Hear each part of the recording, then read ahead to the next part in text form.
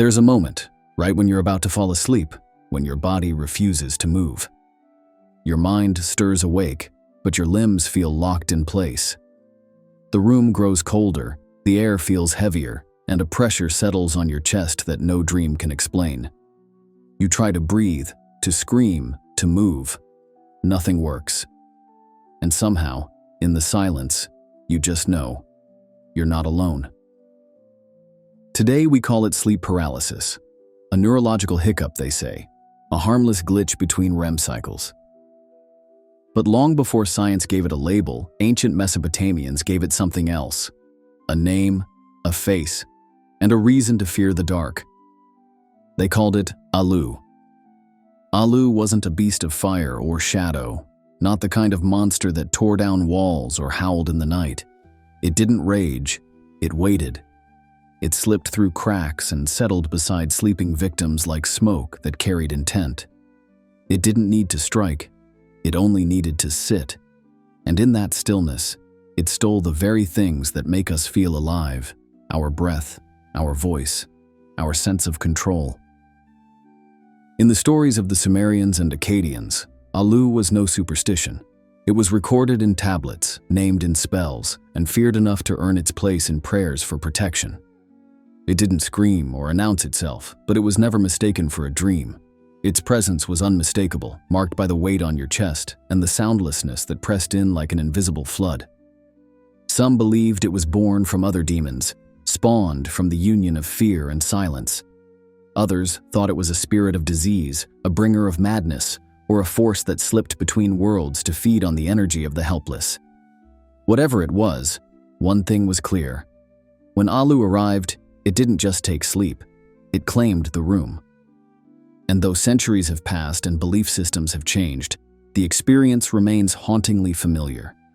People still wake in the dark, frozen and breathless, convinced that something is watching from just beyond the edge of reality. They may not know its name, but they know the feeling. Because when the night stops breathing, something ancient has returned. This is the story of Alu, the demon behind sleep paralysis. The origins of Alu are older than most of the demons we know by name. This wasn't a creature invented in medieval grimoires or whispered about by cloaked occultists in candlelit rooms. Alu came from a world of clay tablets and cuneiform, where gods ruled the heavens and the underworld was crowded with spirits far more terrifying than fire and brimstone could describe. In ancient Mesopotamian belief, Alu wasn't born in the usual sense. It didn't have parents, not the way gods or monsters sometimes do. It was a thing that emerged, formless, faceless, and utterly hollow. Some texts describe it as a spirit cast out from the world of the living. Others say it was one of many Utuku, the restless dead who never found peace. But Alu stood apart from the rest. Unlike other demons of that era, it didn't crave worship or blood or fire. It craved stillness, emptiness. It thrived where life was at its weakest, in illness, in fear, in the shallow breath of someone drifting off to sleep. The Sumerians feared Alu not because it shouted, but because it didn't. It had no mouth, no eyes, no ears, only presence. And yet, that absence of features made it more terrifying. You couldn't reason with it, couldn't see it coming, couldn't even describe it clearly. You just knew when it was there. It belonged to a class of spirits that haunted the liminal spaces between waking and dreaming, life and death.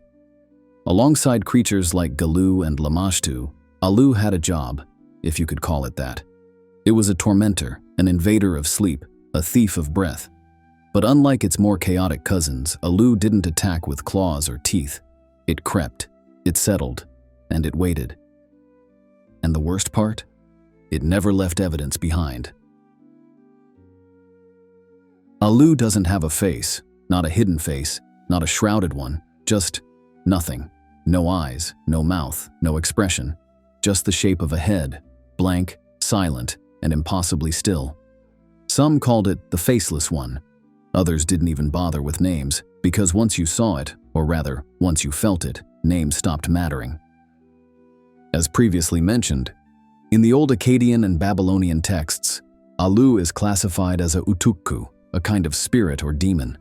But unlike other demons that raged in storms, bellowed in fire, or showed up with wings and claws, Alu didn't come crashing into your world. It slipped in, quiet, subtle, patient. It didn't rip doors off hinges or announce its presence with howls. It simply was there. And that was enough. Alu wasn't just faceless in appearance, it was faceless in intent. You couldn't reason with it, couldn't predict it. It didn't gloat or threaten, it didn't even seem to care. It came at night, not for vengeance or justice, but because that's when the world is still. That's when you're alone. Descriptions of Alu's form vary, and for good reason. It rarely appeared the same way twice. Some cuneiform sources describe it as a humanoid silhouette, broad-shouldered and unnaturally tall, with limbs that bent at angles just wrong enough to feel alien. Others speak of a kind of crawling presence, something insect-like in the way it folded into corners, clinging to ceilings or walls just beyond the light. But the most common description wasn't visual, it was experiential. Alu was a pressure, a weight in the chest, a cold that crept under the skin and into the lungs, just a crushing force pinning them down while something formless hovered nearby. They didn't see it with their eyes, they sensed it, on the edge of perception, just outside the reach of light. It didn't speak, it didn't need to. Even when artists tried to capture it, they rarely added features. The few depictions we have are little more than rough carvings, long limbs, a misshapen torso, and always, that blank, featureless head. Some even suggested it had no body at all, only a presence that condensed into form when it wished, like smoke choosing a shape. And when it did choose, it did so with deliberate restraint. Alu didn't lash out. It didn't need gore or flames to make its point. Its power was the fear it caused, before doing anything at all. Alu doesn't behave like other demons. It doesn't seduce. It doesn't bribe. It doesn't rant and roar or leave scorched earth in its wake. It doesn't even speak. What it does, what it's always done, is wait. It waits in corners where the fire doesn't reach. It waits behind the silence in your room, beside the breath you didn't notice you were holding. It doesn't storm into a life like a hurricane. It settles over it, quietly, like a fog that creeps in under doors and through cracked windows. You don't realize it's there at first, not until it starts to feed. Because Alu's influence isn't loud, it's suffocating. Not through fire or violence, but through something far more insidious. Stillness. Ancient descriptions speak of people falling into a state of waking paralysis. Not sleepwalking, not night terrors. Something worse. A condition where the body is frozen, the voice caught in the throat, the mind wide awake, but unable to scream, to move, or even breathe freely. And it wasn't chalked up to dreams or bad sleep. To the people who lived with these encounters, it was possession. Possession without words, without incantations or ceremony. Just the raw, silent hijacking of the self. But Alu's true danger didn't stop at physical symptoms. It reached deeper, beneath the skin, beneath thought. Victims didn't just wake in panic, they woke empty. It was said that Alu drained the will, that its presence smothered not just the body, but the spirit. People described overwhelming hopelessness, a sense that nothing would get better, that the sun wouldn't rise, that no one was coming. And in the worst cases, they stopped responding altogether. Eyes open, breathing, but unreachable, as if something had taken up residence inside and refused to leave. Some texts speak of souls consumed in sleep, a phrase used not metaphorically, but literally. These weren't people having nightmares, they were people being eaten from the inside out, piece by piece, by something no one could see. As if that wasn't enough, Alu didn't always act alone. In the lore of Mesopotamia, especially among the Akkadian and Babylonian traditions, demons were rarely isolated. They moved in clusters, in ecosystems. Alu was often mentioned alongside spirits like Lamashtu, the child snatcher, and Galu, the brutal enforcer of the underworld. But while those demons brought chaos, sickness, or blood, Alu did something more terrifying. It made you the battleground. It didn't torment from the outside. It invaded from within. It needed no temple, no blood rite, no summoning circle. All it required was a weak spot, a person sleeping alone, a mind strained by grief, a house touched by loss or spiritual imbalance. Alu didn't pick its targets at random. It sought softness, places where the walls were thin, people worn down by life. And when it found that crack, it entered. Not with fire, but with pressure. It didn't strike like lightning and vanish. It lingered, sometimes for nights, sometimes for years. People would report recurring episodes, waking again and again with the same paralysis, the same dread, the same unseen weight crushing their chest. They'd feel watched, followed, slowly undone, and no matter what they tried, the sense of being occupied never quite went away. Because that's what Alu does. It doesn't torment you all at once. It erodes you, quietly, patiently. It latches on, and it waits for the rest of you to disappear. Hey everyone, just a quick intermission here. I wanted to say thank you for watching this video. It really means a lot to me. Did you know that over 80% of you who are watching right now aren't subscribed to the channel? If you've enjoyed this content so far, it would be incredible if you could hit that subscribe button. It's a small gesture, but it really helps the channel grow and ensures that you won't miss any more of our fascinating stories we explore together. Also, if you're feeling generous, please give this video a thumbs up, leave a comment, and share with anyone else who may enjoy it. Your support really does make a difference and keeps the content coming. Thanks again, and let's get back to the story. Alu may be terrifying, but it wasn't invincible. The ancient Mesopotamians didn't just fear it, they prepared for it. And in those old records, buried in cuneiform tablets and ritual texts, we find hints at how they fought back. One of the most common defenses was light. Alu thrived in darkness, not just the absence of daylight, but spiritual darkness, emotional darkness. In that vulnerable space between sleep and death, when the boundary between worlds thinned, Alu found its opening. So the people kept lamps burning, they hung charms above their beds. In some homes, protective inscriptions were etched into the walls or doors, barriers against unwelcome spirits. But the real protection came through ritual and invocation. Priests and healers would recite incantations calling on higher deities, especially protective gods like Enki or Shamash. These weren't passive prayers, they were verbal weapons, designed to drive the spirit back to the underworld. Often the words were paired with physical rites, burning herbs, drawing protective symbols, or using amulets made of copper, gold, or lapis lazuli. One popular protective symbol was the figure of Pazuzu, a fearsome demon himself, but one who was believed to drive off even worse spirits like Alu and Lamashtu. Statues or carvings of Pazuzu were placed near sleeping quarters, a reminder that sometimes one evil had to be kept at bay by another. Salt, cedar, and incense were also used in warding rituals. Their scent and smoke were believed to confuse or repel malevolent spirits. Beds were sometimes surrounded with protective lines of salt or ash, forming a symbolic boundary the demon could not cross. And then there were more desperate measures. If someone was believed to be under Alu's influence, trapped in a state of possession or night paralysis, ritual specialists might perform a cleansing ceremony or even simulate a symbolic burial to confuse the spirit and sever its connection to the victim. Because to the ancients, Alu wasn't just a bad dream, it was an invader. And every invader, no matter how silent, needed to be fought. Alu was never alone. In the dark corners of Mesopotamian lore, it was one of many night demons, a shadow among shadows. It frequently appeared alongside spirits like Lilu, Lilitu, Ardat Lili, and the brutal Galu demons. All of them thrived in the liminal hours between sleep and waking, drawn to moments of weakness, madness, sickness, and sexual vulnerability. Where Alu brought silence and suffocation, Lilitu seduced and drained.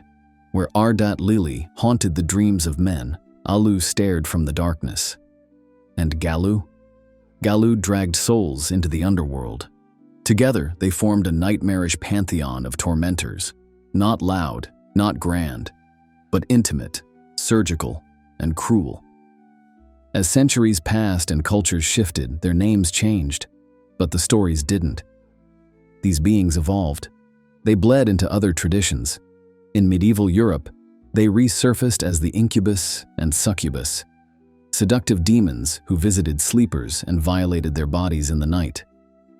The seductive traits likely came from Lilitu and Ardat Lili. But the silence, the weight, the paralysis, that was Alu. Even in cultures that never heard its name, the echoes are there. In Germanic folklore, the mare is a creature that sits on people's chests while they sleep, suffocating them and filling their dreams with terror. It's where the word nightmare comes from. In English and Newfoundland folk belief, there's the old hag, a spirit said to climb onto the chest of sleeping victims, leaving them awake but paralyzed, unable to move or cry out. Even within Abrahamic mythology, parts of Alu linger. Some scholars have drawn connections between Alu and Azazel, the desert spirit blamed for corruption and madness. Others see reflections of Alu and Mara, the Buddhist demon of illusion and death, particularly in the experience of sleep paralysis. There are even theories that Alu and Galu spirits were invoked during state exorcisms in Assyrian culture, not just for individuals, but for entire regions believed to be under a curse of sleeplessness or despair. Alu may not have survived under its own name, but its essence did. It split, it scattered, it adapted, and it's still with us. Most demons are remembered through myth.